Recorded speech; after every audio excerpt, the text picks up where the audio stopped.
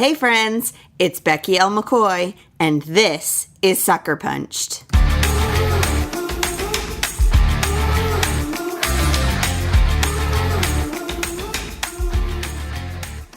Hey friends, it has been an entire 8 months since we've hung out here on the podcast, and I've really missed you. I'm really excited to be doing this again and hanging out with you guys via this podcast. So if you are a new listener, welcome here. If you have been listening for a while, thank you so much. There are going to be a few changes from here on out, and I also have some stories to share with you today. I started Sucker Punched at the beginning of 2016 because I wanted a way to help share stories, and stories that illustrate the fact that even if our suffering or our struggles are similar, emotionally the experiences can be very much the same. And so I spent the first 2 seasons, the first 49 episodes, sharing stories.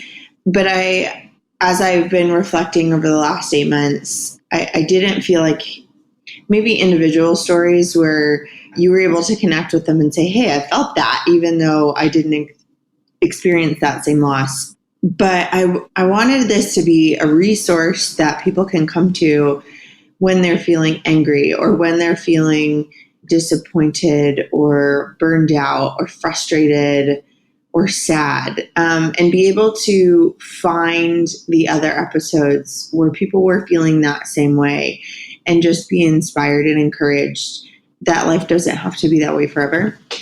From here on out, in order to kind of make the emotional experience more accessible, the series will be based on the common emotion instead of the common experience.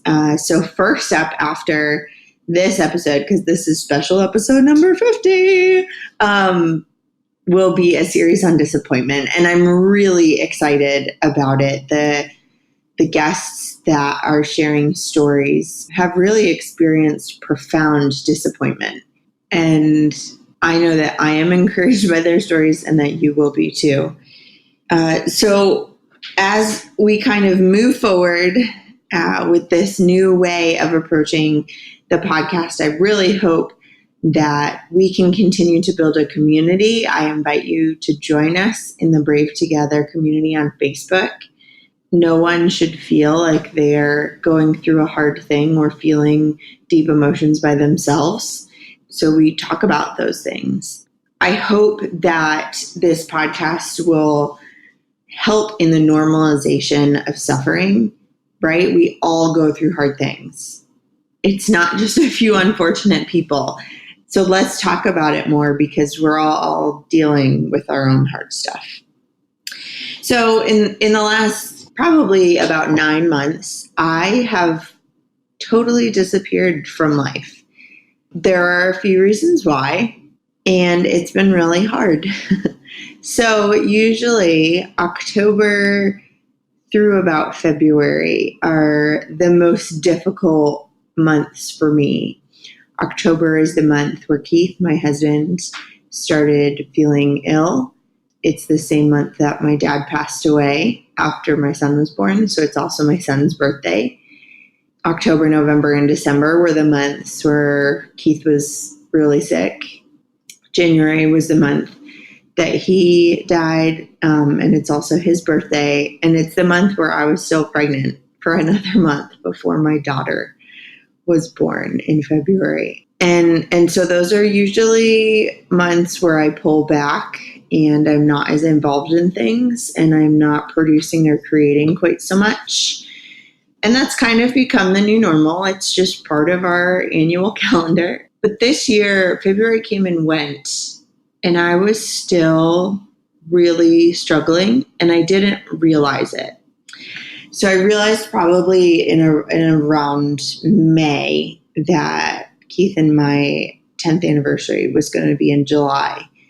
And I realized that the grief didn't really let up in its usual time in February, because I was already anticipating that anniversary date and really struggling with it. How do you celebrate or mark the passage of time when the person that you're supposed to mark the passage of time with isn't there anymore, And so as I've been reflecting on the last 9 months of kind of disappearing, I've really come to terms with the fact that it's okay if you need to put some stuff down, if you need to disappear from life a little bit, especially with grief, because you have to sit with the grief and it takes a lot of space and a lot of energy.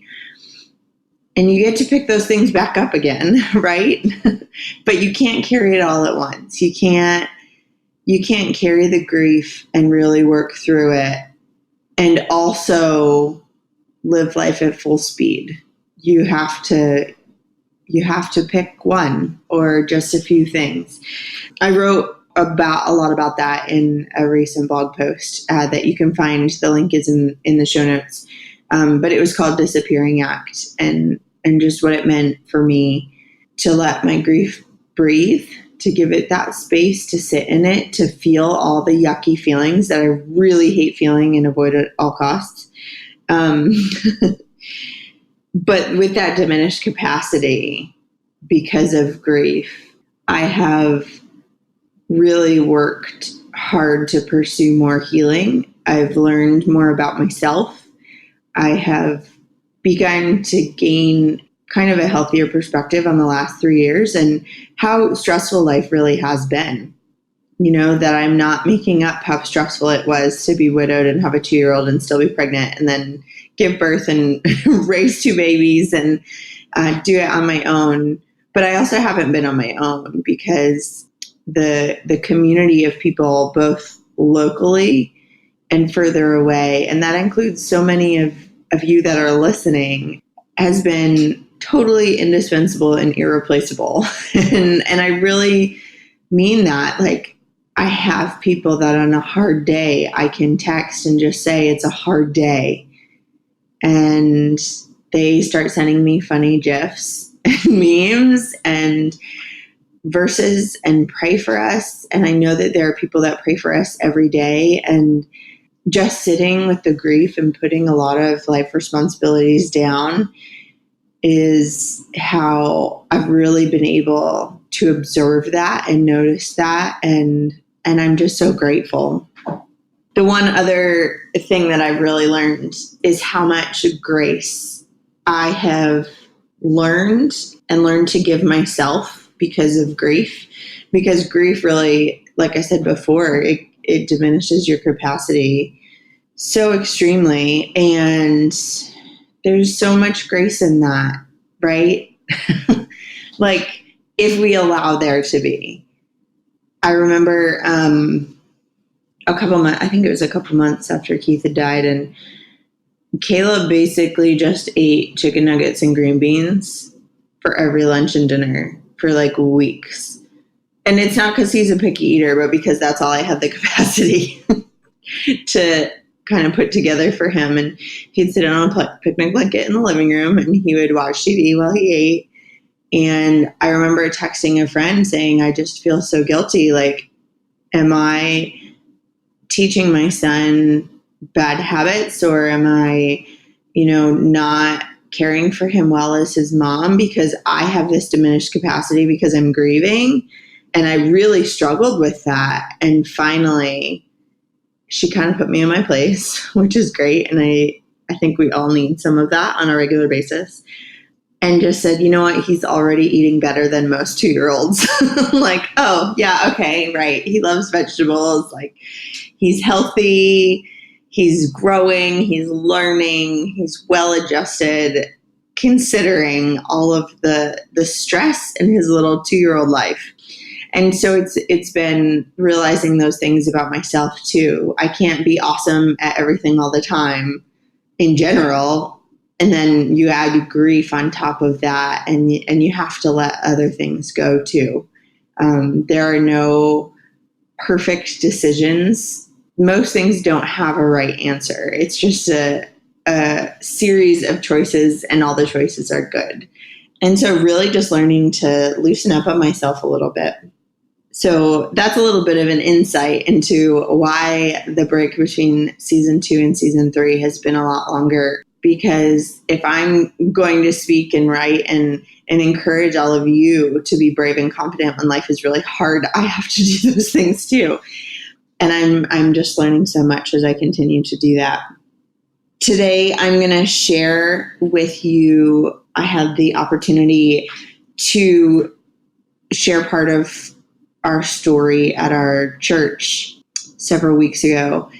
And I just wanted to share that with you. I don't often just kind of hyper focus on my own story, but in sharing, I really took time to kind of condense all the things that I have learned about suffering and about me and about God. Yeah. And so I just think it's important to share those thoughts with you as well. It's such a huge part in my own journey of learning how to grieve and live and walk with God through it all. And none of it is easy or simple, but that doesn't mean it can't be good.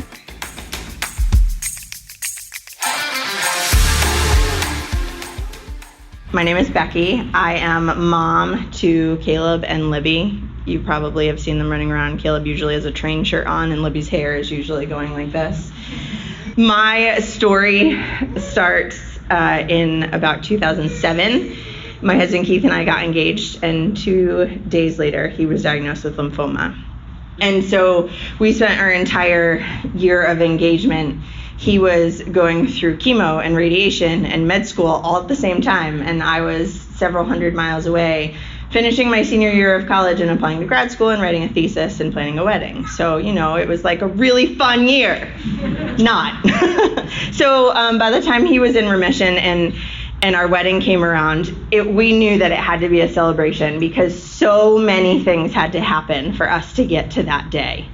And so we not only were celebrating that he was in remission, but just that the whole year had ended and now we'd be married and we'd be able to be together because our entire relationship had been long distance.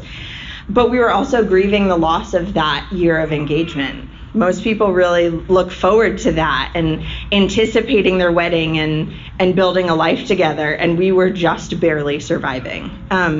So when it came to our wedding, we knew that we wanted to have some kind of a verse that just brought all that celebrating together. And really, we literally just randomly opened the Bible one day, and this verse, it was kind of like, came out at us, really, it was crazy. And it was Psalm 126:3, and it said, "The Lord has done great things for us, and we are filled with joy."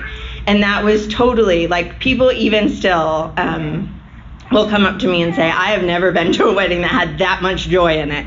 And it was because we kind of earned it. It was a really hard year. So we got married, and Keith had 2 more years of med school. I had 2 years of grad school ahead of us. We were super excited, let's just get it done. We're type A people, so we committed to way too many things and wanted to be awesome at all of them. And Keith ended up in the ER several times for appendicitis. He had meningitis at some point. I got rear-ended, and we had to take the other driver to court because she ran away. We were victims of an apartment scam in New York City, which unfortunately happens a lot. So we sued that lady too. We won both of them, which was kind of exciting. We felt like we should have honorary JDs. I moved out to Vegas where Keith was doing his residency, and within the next year and a half, I was diagnosed with anxiety and depression. Almost had to quit my job. It was so debilitating. And my grandfather passed away. And so it was kind of wow, we thought we were doing okay, but maybe we're not. And then 8 hours after Caleb was born, my dad passed away. And he had been terminally ill, but we didn't realize it was kind of that terminal, that quickly. And I knew what it meant to grieve because I had lost 2 other grandparents at the ages of 4 and 9. So I had kind of always grown up in a house where grief was present. But having to juggle being a new mom and celebrating that, and also dealing with the hard parts of that, with having lost my dad and him having been thousands of miles away, so my son and my dad never got to meet. What did that look like? Well, I didn't do it well. Like, I am really open to admitting that I really, really stunk at grieving the loss of my dad. And I'm fine. It's good. I can handle a lot of things. I'm really good at multitasking. I've handled a lot of stress the last couple years. I'm all good. But I really wasn't all good. And in that season, I learned that if you try and avoid the grief or run away from it or pretend that it's okay, it just kind of gets bigger and angrier and will chase you down until you deal with it. And that's kind of what it felt like. So eventually we moved to Maryland. Keith got stationed at Andrews Air Force Base, just outside of DC. And like, okay, I'm going to deal with all this. I dealt with all of it. I had a Stevens minister, which if you haven't heard is kind of a parachurch organization that trains lay counselors. And this woman just walked with me through all of that really hard stuff. And it was really a blessing because I was able to sit with those hard feelings and deal with it and kind of move on.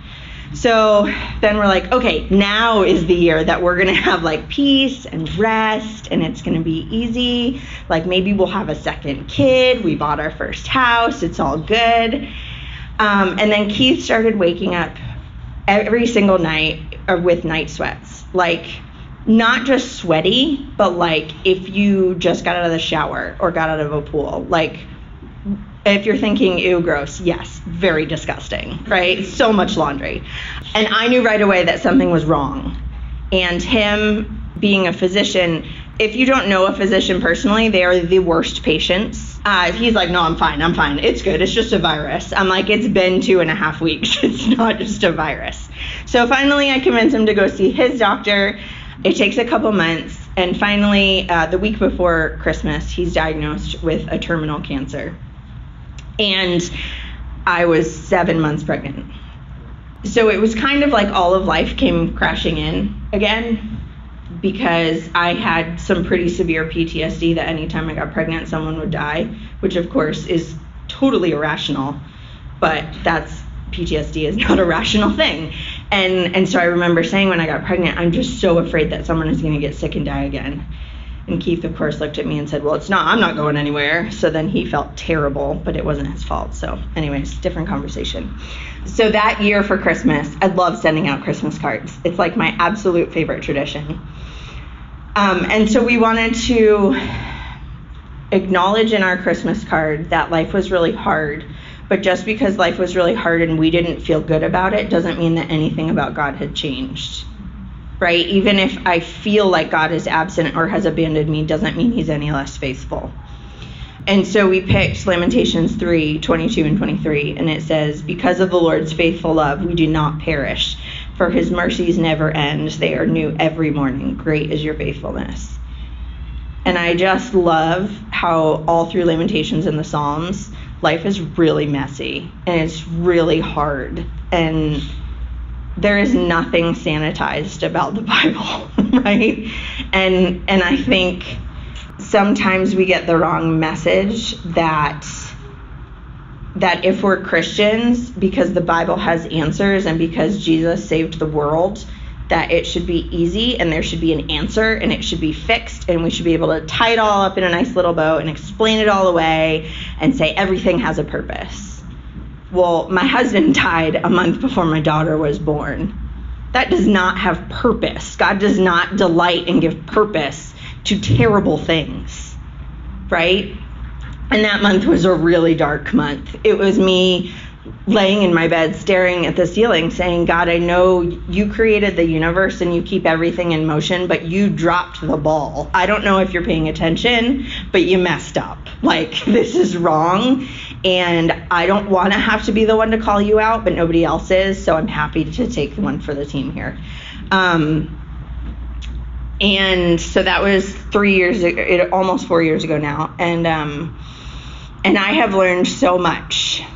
I am not thankful that my husband passed away when I was still pregnant and had a 2-year-old, but I am thankful for the things that God has done in the last 3.5 years. I am thankful that God is not afraid of messiness And that, like other verses in Lamentations just say, when I was in the pit, I cried out to you and you reached down with your mighty right hand, right? God's not saying, well, just go figure it out and then we'll talk. Or, he's not saying you didn't find the magic words, or he's just saying, I'll be with you even when life is really messy. And that it's okay that God gave us emotions, and it's okay to sit and to feel them, and it doesn't, I hate it. Like, I've told friends before, like, today's one of those days when I just have to be sad. And I don't like being sad, right? I don't know many people that do, but really just to say that out loud was so much permission for myself that it's okay. Grief and loss and suffering bring so many feelings, and they're really big feelings. And I want to avoid them and still get better and still heal, but you can't. You have to like really sit in it in order to heal. So actually, 2.5 weeks ago would have been our 10th wedding anniversary. And actually this entire year has been really hard, probably the hardest, because there have been so many reminders of who's missing. My son started kindergarten without his dad. He finished kindergarten without his dad. He did all of preschool without his dad. He turned another year older without his dad. And all those what are called secondary losses are almost harder than the first one, because you can learn to live without someone. But when all these triggers and reminders keep popping up just when you think you figured it out, it kind of sucker punches you, for lack of a better word. So when I knew that I needed to just be away and by myself for our anniversary, and I just went back to our wedding verse. The Lord has done great things for us, and we are filled with joy. And I was like, yeah, but sometimes not. Like, I'm not feeling it today. And so I read all of 126, all of chapter 126. And I got to verses 5 and 6. And golly, if my jaw did not hit the floor. It says, those who sow in tears will reap in shouts of joy. Though one goes along weeping, carrying the bag of seed, he will surely come back with shouts of joy, carrying his sheaves. And all of a sudden, God was like, remember 10 years ago when that verse, like, out of the page? Like, I'm doing it again.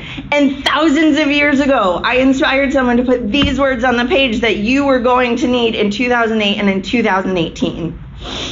And I don't know what is being sown in our life, right? There is no label on my little packet of seeds. I'm just planting them, And I don't know how long it's going to take before they're ready to be harvested. And I don't know what's going to come up out of the ground, and I don't know how much. But if God has taught me anything in the last 3.5 years, it's been that that's the essence of faith. That you don't get it, and you don't understand, and you don't have answers, but you choose to believe that even if you don't understand, God is still good and God is still faithful. And that was a really hard one for me because I'm a physicist by training, so I want a formula for everything, right? And God does not work that way. And I just really challenge you, if you're in a season of grief or suffering, to allow God to be big and mysterious, because he will surprise you.